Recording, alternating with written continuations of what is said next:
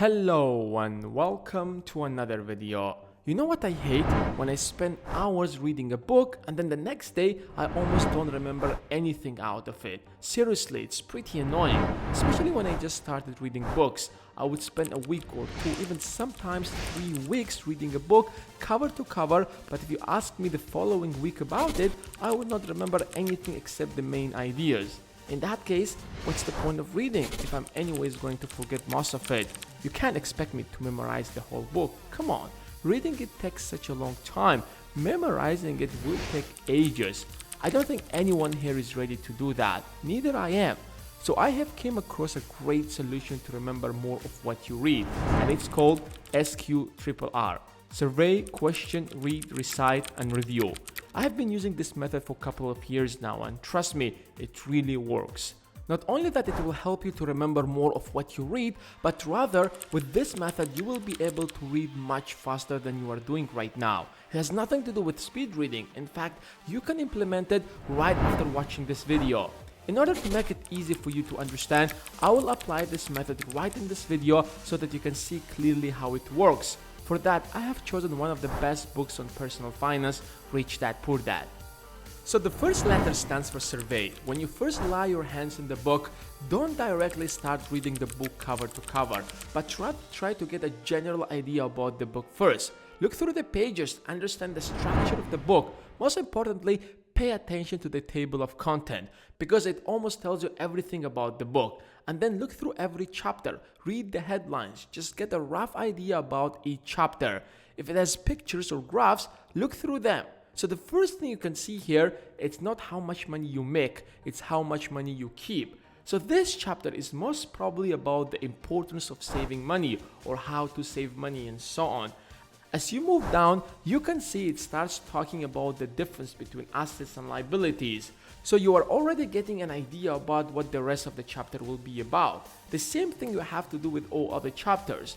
The only thing you should really read during this stage is the introduction. Usually it's a couple of pages, so it will not take you more than a few minutes. If it's a really well written book like this one, then you can expect the introduction to be enough to know almost everything about the book.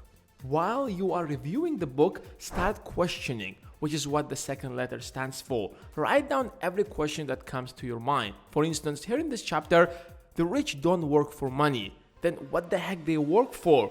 Write it down on the book if you have the hard copy.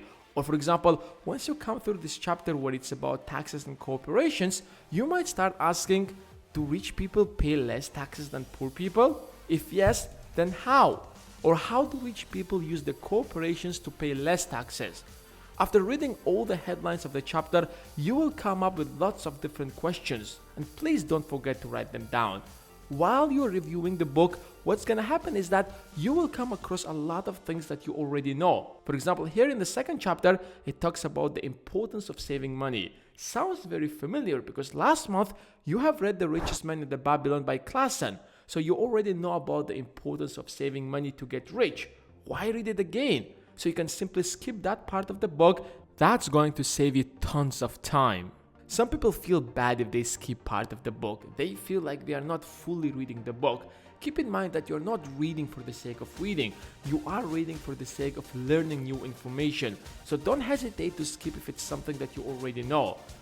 And now finally it's time to read the book, and that's what the first R stands for, read. You're not going to read everything, just pay attention here. You're only going to read those parts of the book that most probably answer the questions that you just wrote down. Remember the question we asked, what rich people work for? Read that part until you get a clear answer to your question, and do the same thing with all other questions that you have written down.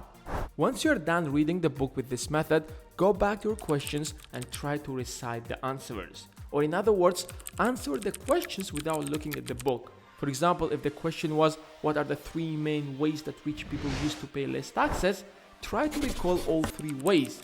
But let's say, for example, you could only remember 2 ways. In that case, read again.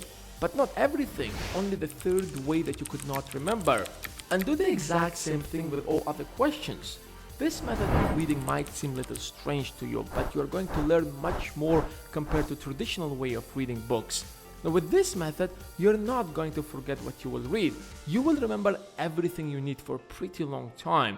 Just a little disclaimer here, you cannot apply this method to all books. If you want to read a novel, for example, to enjoy, then in that case, you just read it cover to cover. But if it's an educational book such as this one, then you can use this method. Try it out and let me know what you think, guys. By the way, I'm planning to make a more detailed course about reading books, including how to read faster, how to implement what you read, and so on. Let me know, guys, if you're interested in that. And as always, give this video a thumbs up, subscribe if you're new to the channel, and I will see you guys in the next one.